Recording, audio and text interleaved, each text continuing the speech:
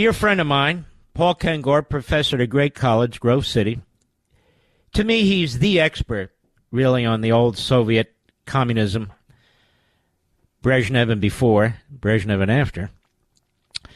And Paul, I wanted to bring you on the program. You wrote extensively about documents that were uncovered, one in particular, but documents that were uncovered in the old Soviet Union when it collapsed that demonstrated that John Tunney, then a senator from California, Ted Kennedy, then a senator from Massachusetts, also a presidential wannabe on a fairly regular basis, that they worked, particularly Kennedy, to try and defeat Ronald Reagan with the help of the communists in the Soviet Union. Please explain, Paul.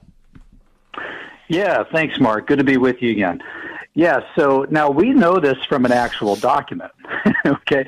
And that's the really, so if you're looking for a smoking gun here, okay, and the document is no less than a Soviet KGB document, okay? And I'm looking at it right now, and the date on it was May 14th, 1983.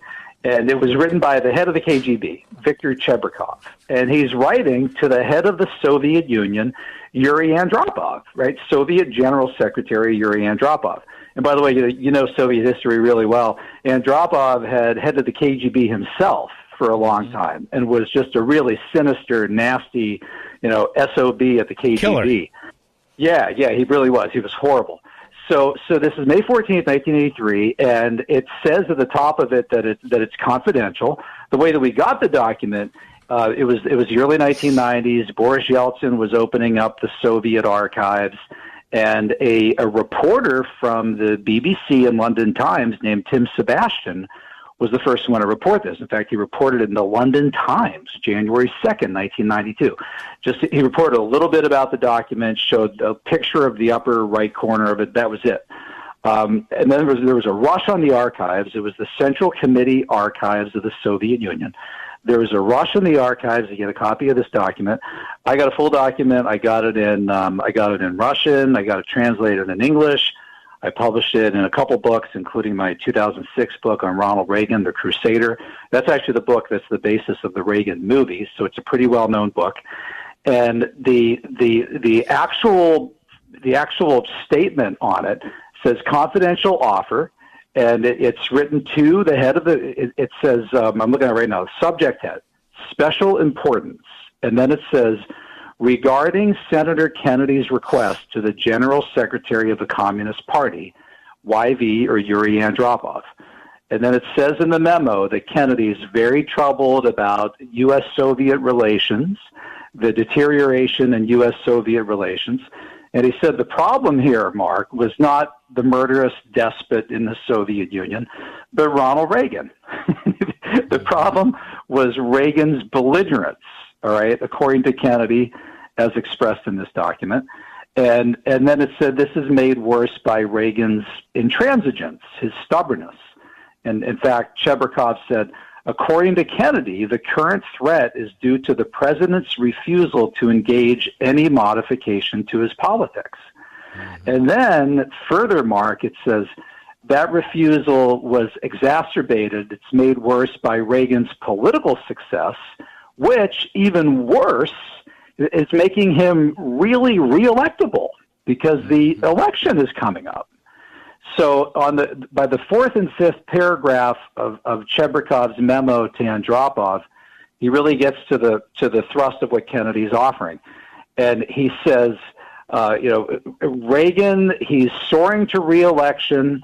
Is there anywhere where he's vulnerable? Because they know he's really popular. I mean, Reagan's on the way to winning 49 out of 50 states.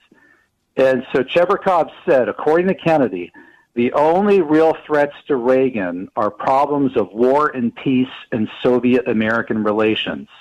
Quote, these issues, according to the senator, will without a doubt become the most important of the election campaign.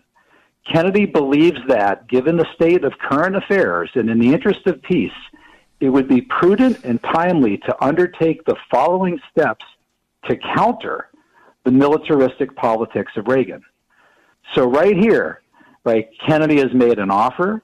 It was, as you said, it was communicated directly to the head of the KGB by John Tunney, who had been a Democratic senator from California and was Teddy's law school roommate at University of Virginia.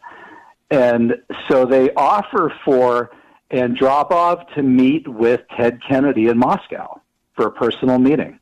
And the memo says, Chebrikov wrote this to Andropov, the main purpose of the meeting, according to the senator, would be to arm Soviet officials with explanations regarding problems of nuclear disarmament so they would be better prepared and more convincing during appearances in the USA.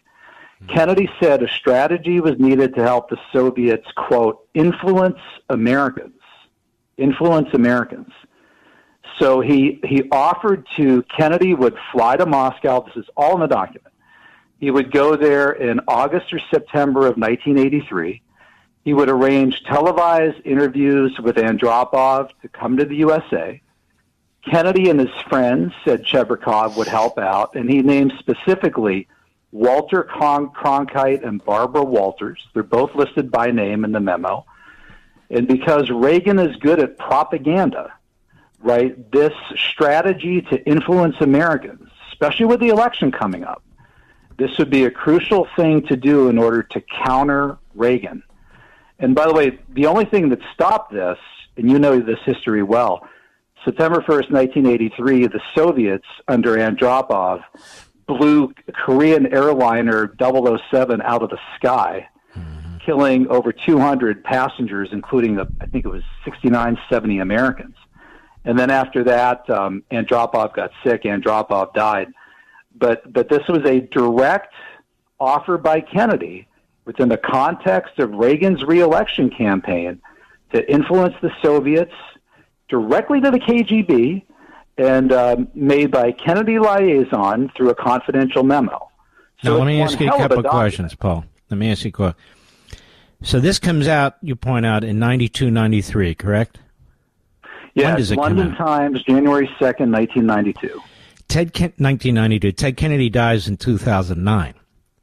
Right. So between then and the 17 death years of later. Ted Kennedy, really the media didn't do much about it, did they? They never really confronted him, or if they did, it was a real hit and miss, wasn't it?